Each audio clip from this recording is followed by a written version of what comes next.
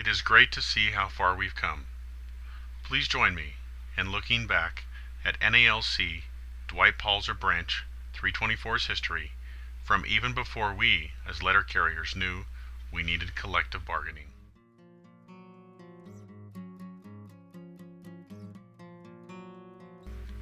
One of the original post offices in Greeley, Colorado, was located at 808 8th Avenue. Back in the early 1800s, carriers across the nation, as well as Greeley, were dealing with the repercussions of the spoils system. During this time, carriers suffered in many ways due to the partisanship and favoritism given by those in charge of the post office in every town. Carriers weren't being paid a salary, and the working conditions in most offices was very poor. This made it very difficult for most letter carriers, and they were required to work several jobs to make ends meet for their families.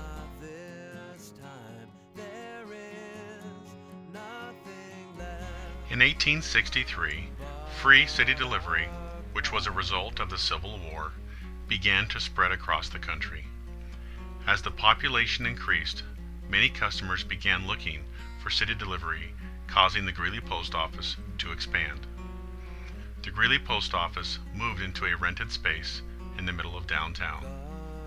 Even with the creation of free city delivery, when Congress passed legislation, Greeley didn't meet the required 50,000 residents.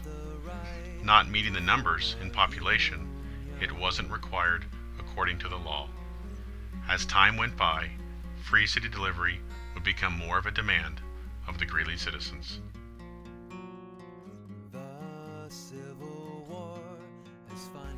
Between 1863 to 1872, letter carrier associations began forming across the country.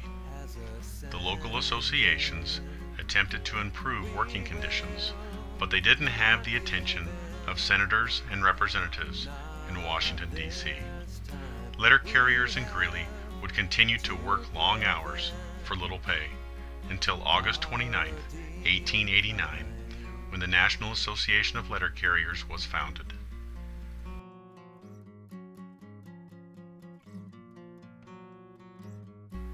The struggles were not over, and there were many more battles to be fought. NALC Branch 324 was issued its original charter on January 1st, 1892. Branch 324 was one of 333 branches across the United States. This put Greeley letter carriers in charge of their local branch, but gave them little authority with postal management. The postal management across the country was shocked with the formation of the NALC and did little to listen to their issues. Not only was the post office not happy with the NALC, but Congress also worked on several executive actions to have the NALC done away with from the national level to the local level.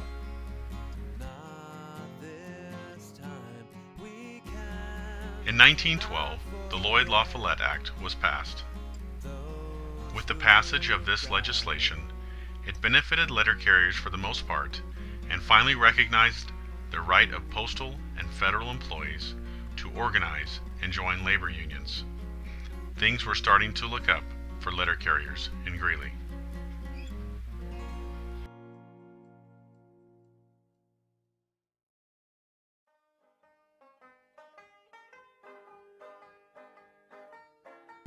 In 1914, the Greeley Post Office made headlines when it moved into its new location on the corner of 8th Avenue and 8th Street. Letter carriers, along with other postal employees, were very excited for this major expansion of postal services in Greeley. This new building was very large and built of granite. It was also designed to be burglar-proof. On December 26, 1918, the Greeley Post Office became well known for the third largest robbery of a United States post office at the time. The robbers made off with approximately $69,300, which is equal to about $1 million today, worth of saving stamps. To this day, the robbery is still unsolved.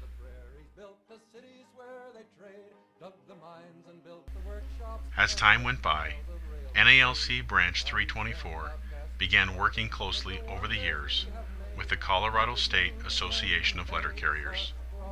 Several of the letter carrier spouses became more involved and created the Ladies Auxiliary, which was formed on May 26, 1946.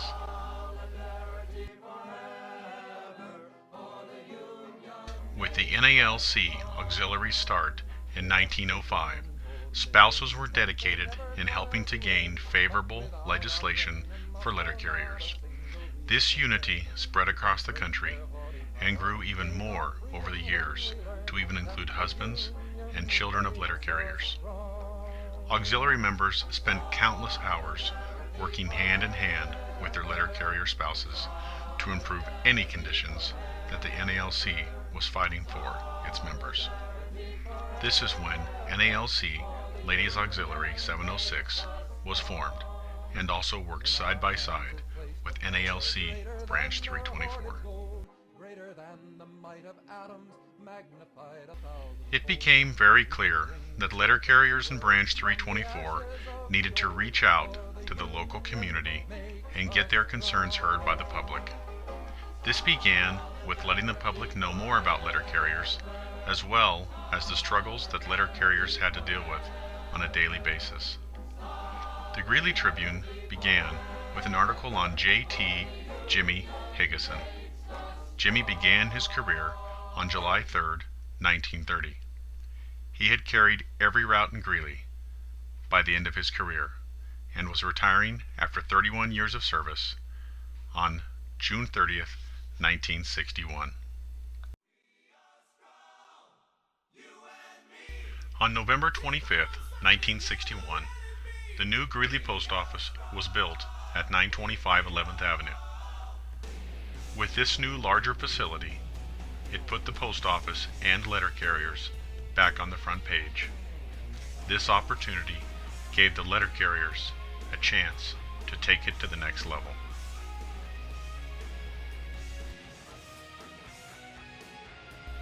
That same year, Branch 324 donated a copy of Mailman USA to several local libraries.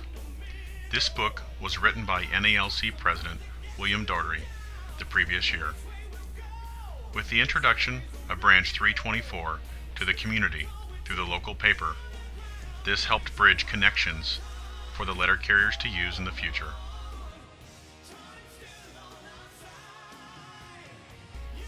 At the time, letter carriers of Branch 324 didn't know it, but they were placing the cornerstone into place for their local branch.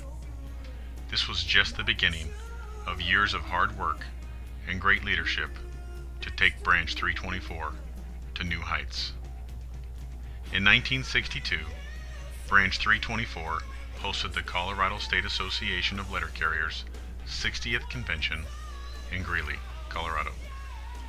This was also well publicized and helped get letter carriers out in the forefront. Letter carriers in Branch 324 began a letter writing campaign to Colorado senators and representatives for an increase in wages from level 4 to level 5. Letter carriers met with the Greeley mayor, and the Greeley Tribune was there to report on it. This was only the beginning.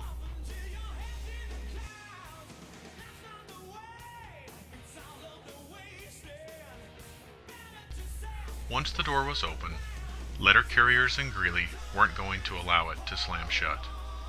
The Greeley Tribune became more interested in letter carriers and what their job entailed. A complete series was done with carrier Jim Ryan. The Greeley Tribune followed Jim Ryan on his route and documented many details on what it was like to be a letter carrier. This series boosted the local support for increased wages needed for letter carriers.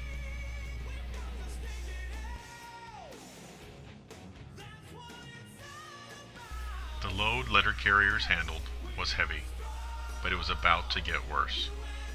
Negotiations weren't progressing in the direction of where letter carriers expected, and tensions increased across the country.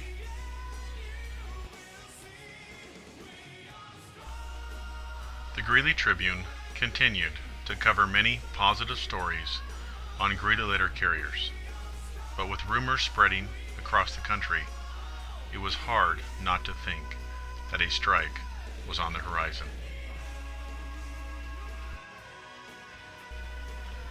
It finally happened on March 17, 1970. The strike started in Manhattan when members of NALC Branch 36 voted to strike. Word spread very quickly, and carriers began walking out of their offices all across the country.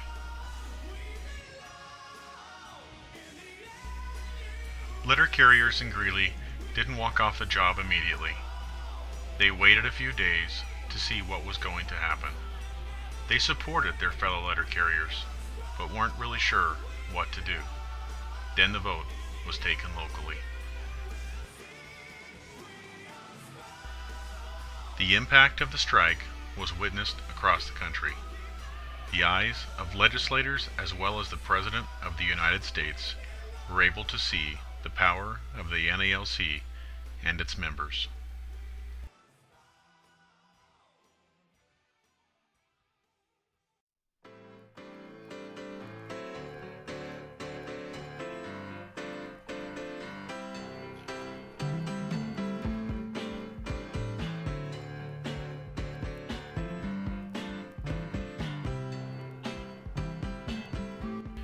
With the victory of collective bargaining behind us, Greeley letter carriers could go back to work and build on what they had already begun years ago for Branch 324. It was time to celebrate Leda Clifton, who became Greeley's first female letter carrier, as well as continuing to strengthen the local union even more.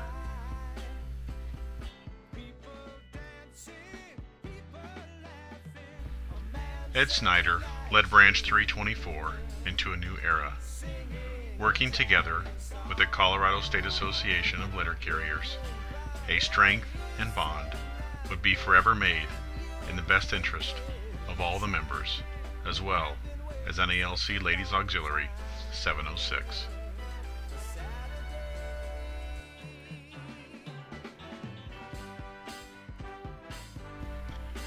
The Greeley Tribune continued to have a close relationship with letter carriers in Greeley. The foundation was built years ago and held strong through the ups and downs of the previous years. Letter carriers in Greeley were part of the community, and the Greeley Tribune was sure to remind the citizens on a regular basis. With the bond that was already formed, Ed Snyder and Dwight Palser began to tackle legislative issues for letter carriers, not only for Branch 324, but for all letter carriers in Colorado. Both Ed and Dwight would spend many hours handwriting letters to senators and representatives asking for improved working conditions and wages for letter carriers.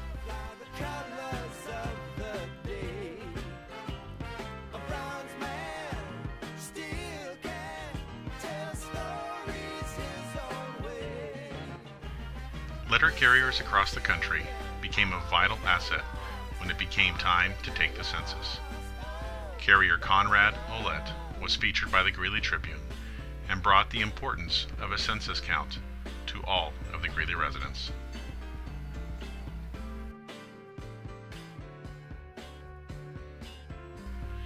As Dwight Palser began to be the new face of Branch 324, it offered the Greeley Tribune a chance to allow for the citizens of Greeley to put a face to a name while creating a more personal relationship with their letter carrier.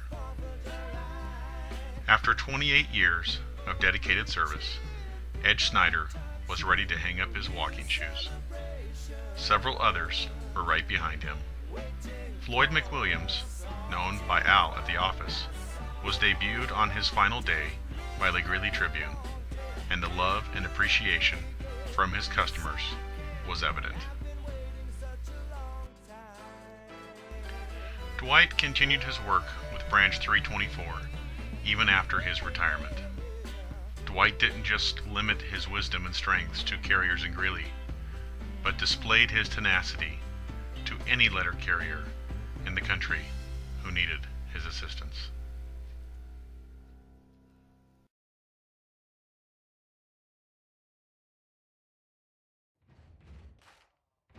Through the years, many new leaders would appear to lead the branch, but none of them could ever forget where they came from with the leadership and commitment left by Dwight Palser.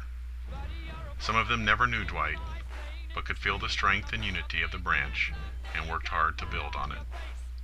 Some of our local leaders also filled previous positions held by Dwight at the state level with the Colorado State Association of Letter Carriers, but no one will ever be able to fill the shoes left behind by Dwight. The daily example of Dwight's dedication will never be forgotten.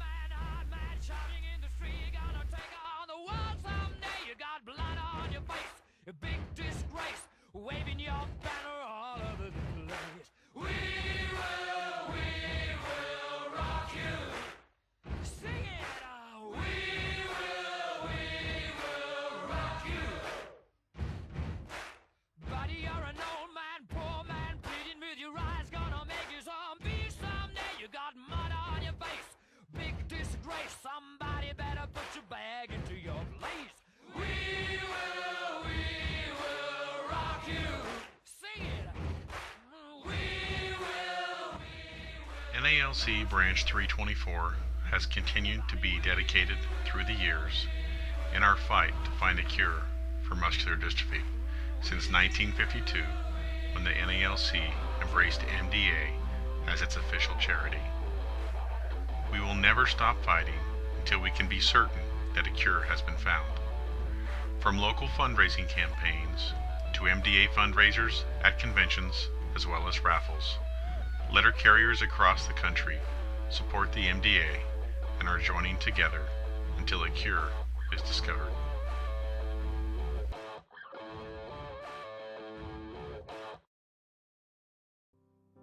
I will be the answer. NALC Branch 324 has worked closely with Weld Food Bank for years in connection with the letter carriers' Stamp Out Hunger food drive. We understand the importance in helping those that need food to be able to put it on their table. We are truly blessed to have dedicated partners through the Weld Food Bank that assist us annually in the collection of donated food. We could not do it without you. Branch 324 is also dedicated to our members with fundraising walks and golf tournaments that work towards finding a cure for cancer. Our roots run deep with our brothers and sisters that have been affected by cancer, and we will never stop searching for a cure. We can never forget where we've come from and how much blood, sweat, and tears have been shed for what we have today as letter carriers. Please help me in honoring our NALC Branch 324 50-year Gold Card members. Cast me gently into morning, for the night has been unkind. Take me to a place so holy that I can wash this from my mind. Memory of choosing not to fight.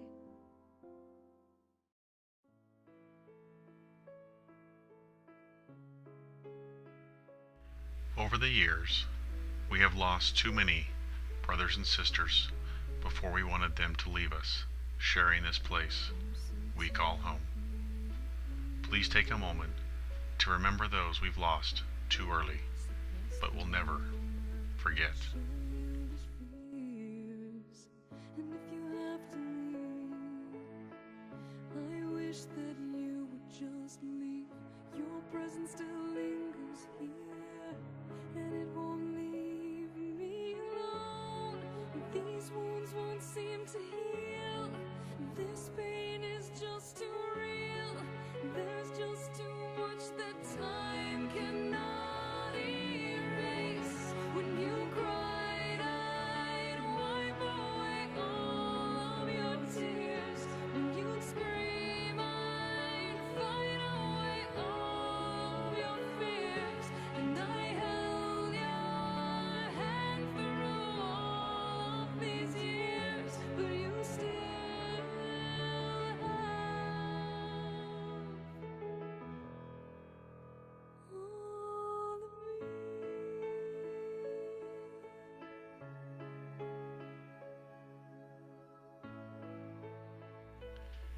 The officers and stewards of NALC Dwight Palser Branch 324 will continue to uphold the values and integrity that we've been taught by our predecessors. We are strong and united. Don't let anyone tear you down. We